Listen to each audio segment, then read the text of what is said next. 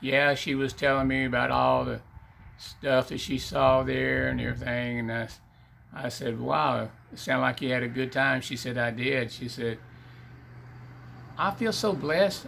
I got to go and do that. And I said, well, that's where our life is going to be. Our life is going to continue to be blessed, and so that's what I'm saying to you. You can experience and enjoy things like you would never thought before if you just walk in love and expect, calling those things be not as though they were, so you can enjoy life the way God intended for you to enjoy it.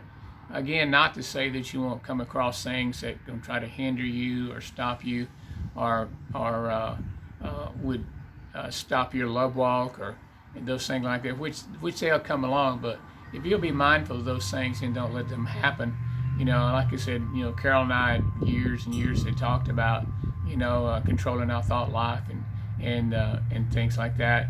That we not that those thoughts wouldn't come, but we wouldn't let those thoughts stay. We'd just get rid of them, and that's why the Word talks about casting down vain thoughts and imaginations that try to exalt themselves from the knowledge of, what God wants for you, knowing the righteousness of God in your life.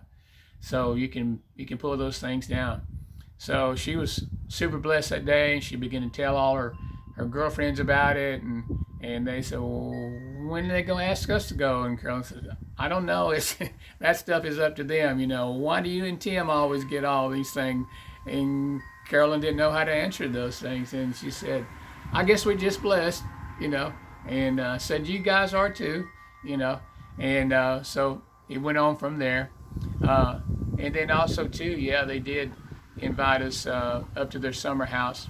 The German people, they love to walk, and I think there's sometimes the American people miss out on getting out and walking around the countryside, and that's why we like being here on our property. We love walking down by the creek and going fishing down there. Actually, the right very behind me there, the big clump of trees, that we have two springs back there that keeps water in there all the time, and there's fish there. So we enjoy getting out, and that's what you should do. You should get out of the house and go do things and enjoy things outside and enjoy the fresh air and stuff like that.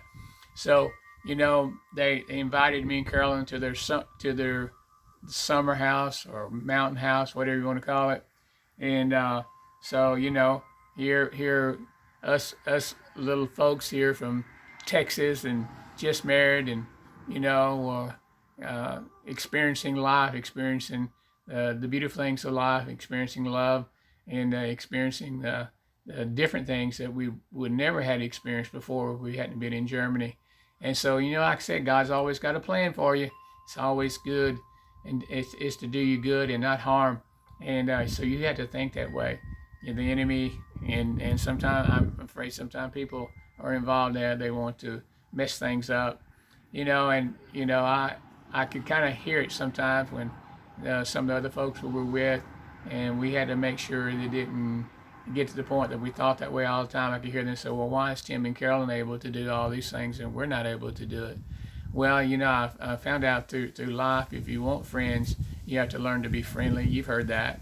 You got to be courteous and show love, and not always trying to psychoanalyze someone or whatever, or think that you're better than they are, and so forth and so on, and so we never thought that way. So we were very careful about how we spoke to them about it, and said, I guess the only reason we got the favor was because we actually lived in that apartment, and that was too, because if we hadn't lived there, we wouldn't have been available to receive the blessings from it. But I know God had always moved things around. Just think, from the very beginning of the time, God started moving things around through the gene pools, and this thing happened and that happened and all this happened and this happened. Then you get to the point where you're in life, and he got to the point where he could help you. When it went through the pool generation of pools of finding Mary to have Jesus, so Jesus could come into the world. Just think about all those things that he aligned. Just think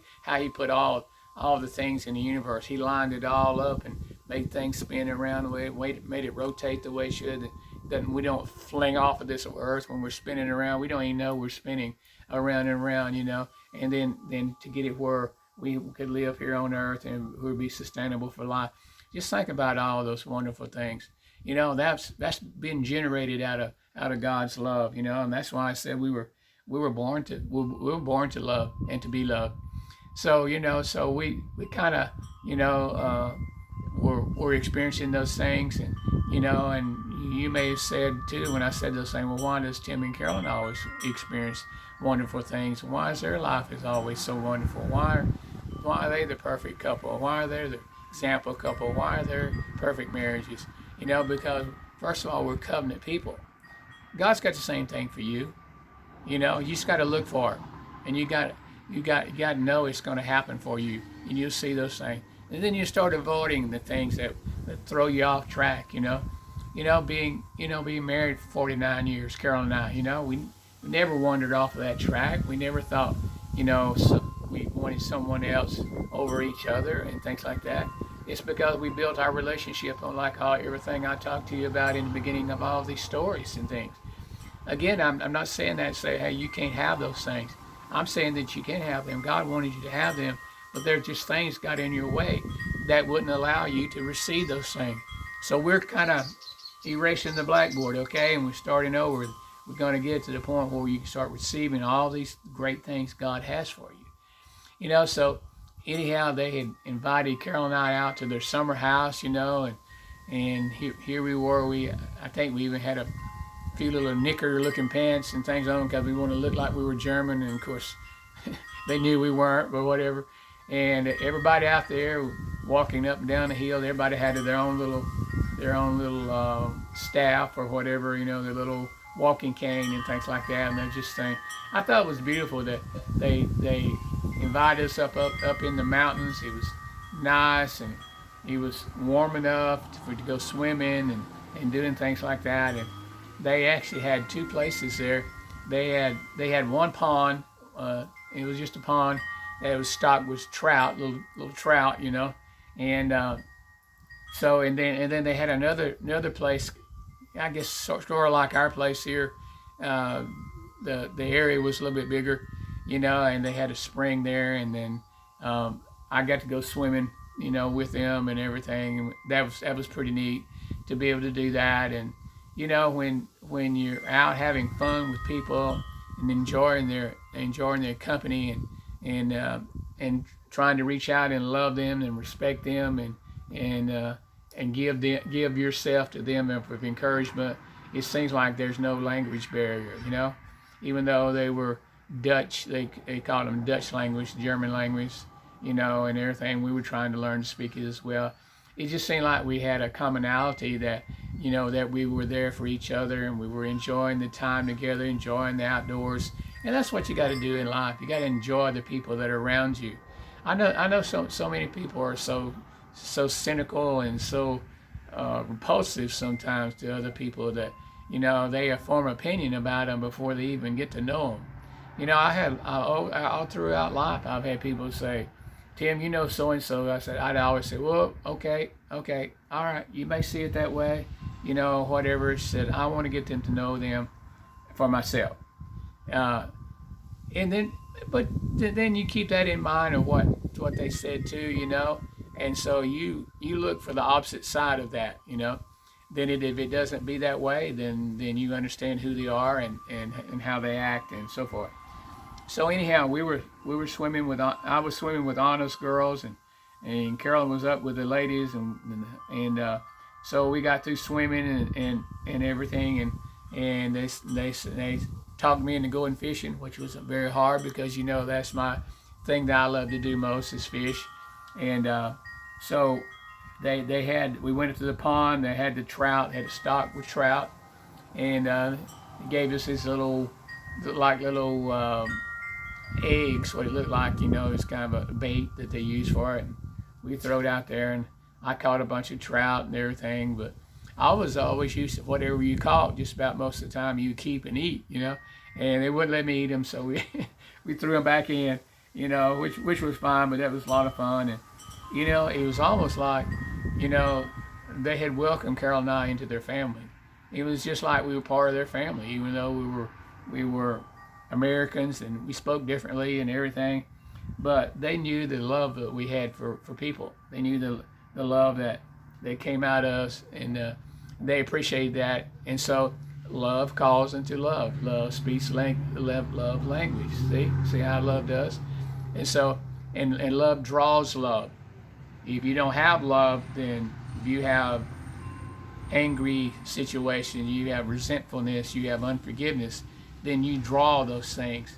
Remember I talked about those are magnets, magnets of love, magnets of fear, magnets of good, magnets of evil.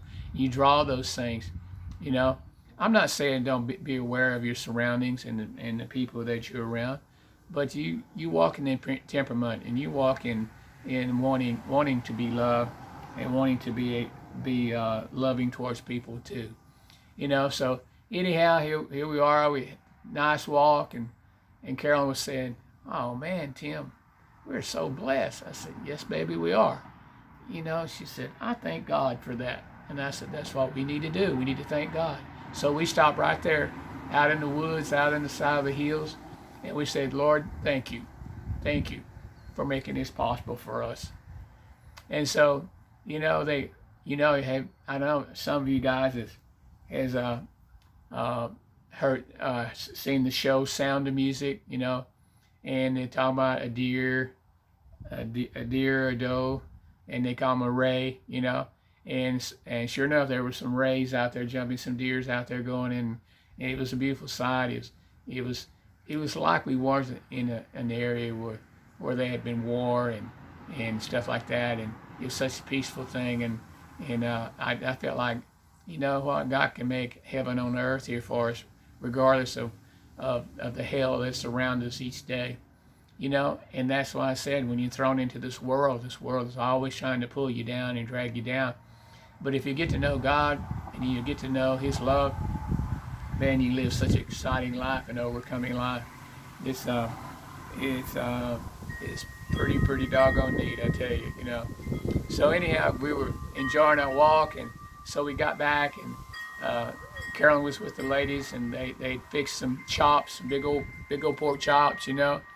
And so we were all sitting out this outdoor table. It had an outdoor kitchen, you know.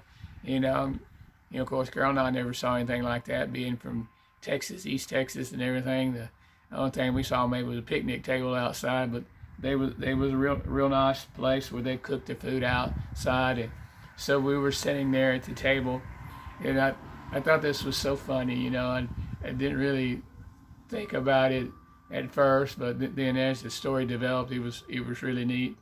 So we were sitting there, man, wife, you know, man, wife, and so when they came around and served the big plate of pork chops, I noticed there was only 6 pork chops there on the plate, you know. So I didn't think much of it, you know. So when he come by, the first couple that was the head of the family couple sat there when we were the guests, and we sat next to them. Well, when that came by, the man, he forked the big old pork chop and he put it in its place, and he passed it on to his wife, and I didn't think of it much. And then she didn't get any pork chop. She just passed the plate on to me, and I got me a pork chop and put it in my plate. Well, then when it came to Carolyn, of course, Carolyn forked her big pork chop and put it in her plate, and it got to the next person. It kind of stopped the momentum of the line of the food going around, and they all stopped and just stared at Carolyn, and Carolyn, she kind of looked around. She said to me, she said, "Why are they staring at me?" I said, "I don't know." And then all of a sudden, the lady was sitting next to me, was trying to explain to us, you know, that the woman didn't get a piece of meat, just the man, and Carolyn, of course, she wasn't understanding that, and she said, like, you know, the man cuts the meat off, and then he gives the bone to the woman. This got meat on it. You know, he gives the bone to the woman.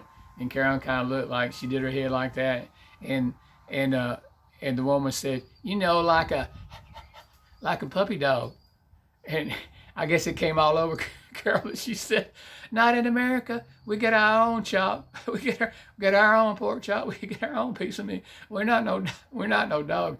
I said, "Carolyn, I don't think they meant it like that. They meant like, you know, that's what the husband would do. He'd cut off that, and they were trying to explain the bone part as being passed down to the to the woman. So reluctantly, Carolyn gave her pork chop, and I didn't cut off just the meat and gave it to her. I cut it in half, and Carol and I split it. But we got home that night and we laughed about that. Carol said, "Oh, I wonder what they thought about me." I said, "Well, they learned in America that woman's treated just like the man, you know." So I thought that was so funny. And so anyhow, eventually they got everything passed around, like I said, and Carol and I had talked about it. We got home, but when we were there, they were all beginning to laugh at it, and they were kind of pointing at Carol, and Carol said, "They're pointing at me." I said, they're laughing because you're a character."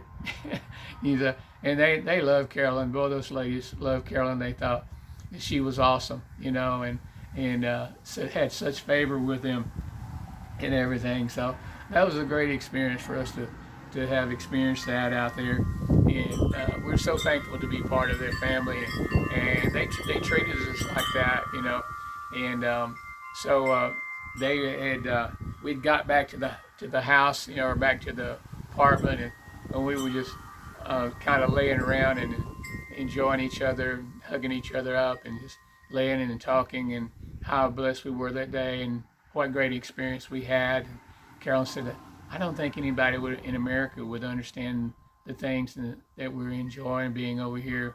And, you know, everybody had told me, say, it's going to be terrible. You're going to be over there in the military. You're not going to be able to do anything. They're going to keep you away from Tim. He's always going to be in the field. He's always going to be doing this. He's always going to be doing that. And she said, this has been quite obvious from us, hadn't it? And I said, yeah, it has. She said, you know, we're having a great honeymoon. We've gone to places and done things, you know, that most people haven't done, and you know, and she said, and I said, well, that, you know, Carolyn, that's just a favor of God upon our life. And she said, I want everybody to experience this. And I said, they can understand, they can have God's love like that, and they can have such a good life. And I'll talk to you later on through, you know, being married for a long time, how God has blessed us and showed us that, you know, how if you act certain ways, and you draw those things, and you always want to walk in love. You always want to walk in goodness to people. Now, Carol and I have had people treat us dirty before, said things, and accused us of things, and did this and they did that. But we always wanted to walk in love, and to the majority of the time, we did.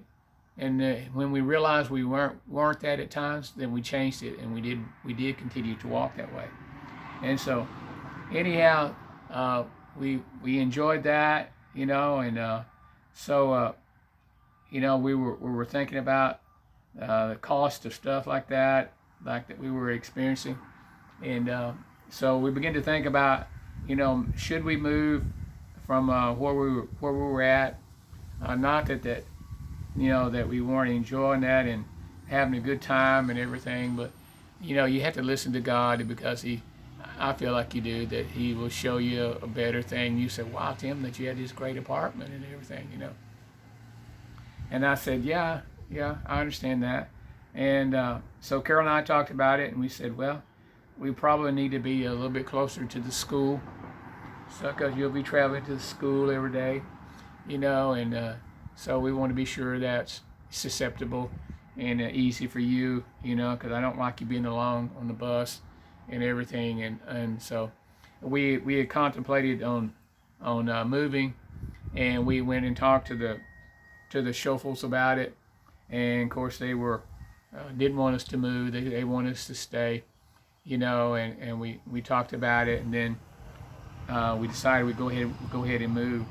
And so we had asked them and about did they know any other place and like that, and I guess to a point they probably didn't understand why we were wanting to do that, We just felt like that we needed to do that for the next step that we needed to go in. And so I think eventually they did understand it because they loved us and they wanted the very best for us. They knew it was pretty expensive for us to live there. I mean, they had cut the price of that down real low for us. They could have been getting, another $100, another 300 marks. They could have got that much more for the apartment, and we, God has blessed us in a lot of times like that. And I'll explain some of that later on in life, how we moved and how we got blessed through that as well. But I think they began to understand, and then it worked out. It worked out okay. We all stayed friends. The only thing that we were going to kind of miss out on was some of the family things that were going on because we moved out of the house and everything. But we asked them, and they had talked to their son. Like I said, he was the mayor of the town. And then he said he knew this lady who had an apartment up by the college. And I thought, wow, up by the college. He said, yeah, and I said, I told him, you knew what we could pay. And they said, yeah, I'll make arrangements. So he made arrangements with this lady that we lived in her apartment. And Zimmer, they call it Zimmer because that means rooms. Apartment is room. Remember, Zimmer means rooms or apartment. And the Germans were funny in the way that they lived and everything. That the way that they were taxed is by the number of rooms they had in their house. So a lot of times they would only have 1 or 2 rooms, maybe 4 to the most, and then they put these big shrunks, the big shift robes, and things like that. You can use that like a clothes closet, stuff like that, and they wouldn't be taxed because that wasn't a separate room. If they had a closet or something, then it was a separate room. So anyhow, we got our little car and we pulled up to the other apartment, which was up by the college. Oh, it was beautiful. It was way up. Actually, it was a prettier spot. It wasn't as pretty a place as we lived before, but a beautiful spot up on top of the hill there in Kaiserslautern, Germany, just right there by the college, and had these big windows so you could pull the drapes and you could see all the scenery, you can see the college and so forth and so on. And so that was really a blessing too. The thing of it was, we realized later that she wasn't the type of lady that like the Schoeffels were. We were kind to her. She had a dog in the house, and that's something Carol and I never have had in our house, is an animal. I'm not saying that that's not okay, but anyhow, we didn't have the dog in our house, and Carolyn got where she didn't like that because the dog was always, trying to rear up on her and everything. Not was the dog was mean or anything like it. It was friendly, but Carolyn just never did like that. So I remember one Saturday we were laying in the bed, and all of a sudden the door opened, and she come walking in, and she opens all the blinds. She says, "Let's open the blinds," in her German way. "Let's open the blinds." See, and Carol and I were still in the bed, and then we thought, well, that's just pretty rude, just walk in on us like that, and so she said, well, I got to open the blinds because it's causing condensation because of being warm inside here and everything. So anyhow, we didn't think too much of that right then, and then later on we began to think about that. And we got our car there, and so of course when you got an automobile, you have all kinds of buddies that want to ride with you and stuff like that, So that was okay. So they'd always meet me over at the house, and we'd get in the car and we'd drive to work, and then we'd come back home. Well, that day it snowed. I mean, in Germany it snows heavy, big old piles of snow. So we go out. I walk out the front door.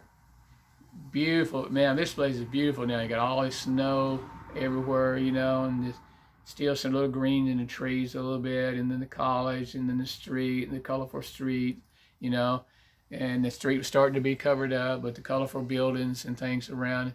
Just a beautiful place, and so we got outside, couldn't find a car. We didn't know where the car was, and we kept looking because it had snowed so much, and that car was so small, and so we finally found a lump over there, a lump of snow, and we dug through it, and it wasn't a car. Yeah, it was something else. And so we kind of had to clear snow. And I said, I remember parking the car right in front of the steps across the street. So we walked over, we dug the car out and we got in the car, and of course it wouldn't crank, It was it was cold that day, and so the car wouldn't crank. And so they said, what are we gonna do? I said, well, let's just push it down on the road here, and we'll get in, and we'll pop the clutch. Okay, so we got in and started going down. Beautiful thing about being downhill, and so we popped the clutch in it, and the car started, and so we were good, and we got to work. But the only thing is that when we started to come back from work, the car wouldn't crank, and we'd go uphill.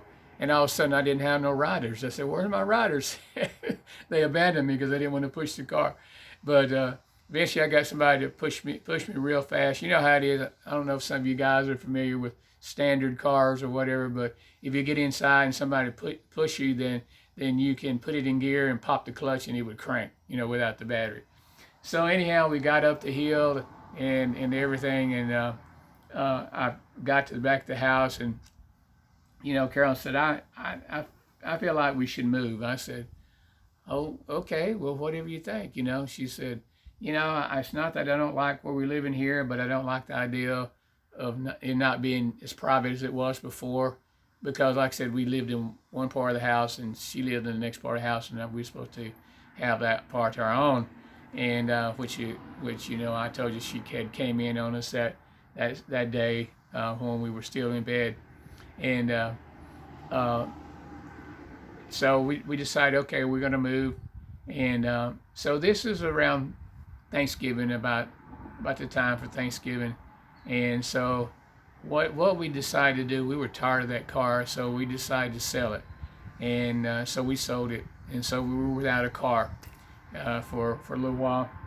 And we had talked about taking a trip for, it had some snow was happening, like I said, it snowed that one day, and we were wanting to go, up into Salisbury, Austria, and Paris, and see, and Switzerland, and see the snow and all that.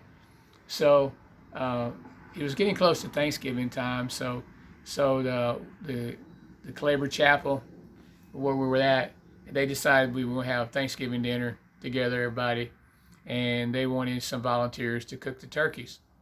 So, of course, Carolyn, she's always wanting to help, volunteer. Nobody else seemed to raise their hand, so Carolyn raised her hand, so she was in charge of cooking the turkeys. Well, they gave her two big old 25-pound turkeys.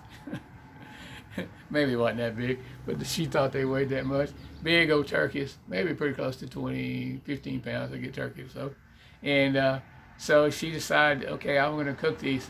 So here's Carolyn on the bus with these two big old frozen turkeys kind of under her arm, so to speak, trying to take them to our apartment. Well, you can imagine the bus stop wasn't at the top of the hill, so they stopped at the bottom of the hill, so Carolyn had to walk up the hill. Now, and with these two big old turkeys in the snow and everything. So by the time she got to our house, finally got the turkeys in, and fought the old dog off and everything, she realized that the turkeys wouldn't fit in the ovens, because the German ovens are small, and those big old turkeys wouldn't fit in there. So she didn't know what she was going to do. So here's Carolyn. She's dragging these big old turkeys on the bus again, got them both on. Good thing the weather's cold, and dragging them through the snow and everything else. And she got to the government quarters, and that's where Bobby, Millie, Simon lived, and Barry and Sherry York lived there. So she talked to the girls, and they said, yeah, you can cook them in our oven. So she put one in Sharon's oven and one in Millie's oven, and was cooking the birds, because we were supposed to have the supper that night or whatever. And so, can you imagine that? Can't you see Carolyn, this 18-year-old girl now, dragging two big old turkeys around? Now, after she'd done drug them over to their apartment, she was actually dragging them on the streets, things like. But anyhow, she got there, and they got them all cooked and everything. And we had a great supper that night with them. We did some great skits and stuff, and I'll explain some of those skits that we did for you. in my next tape here as well. So, and so anyhow, we had the meal, great time. But you know what? I didn't notice Carolyn didn't eat any turkeys. I guess she, I guess she had been tired of dragging those turkeys around so long that she didn't want to eat any of them. So, so she didn't. So, okay. So anyhow, I'll tell you the story behind some of the skits that we did. But I want to end the tape right now, and this part, the first tape, I couldn't end it because I'd run out of time on my phone or whatever. But I want to end it and say, like Carolyn always said, we are eternal, and we'll talk to you real soon, and I'll finish the story, okay? Hope you guys are enjoying this, and hope you're having a good day, and I hope you know that we love you so much. Talk to you later. Thank you.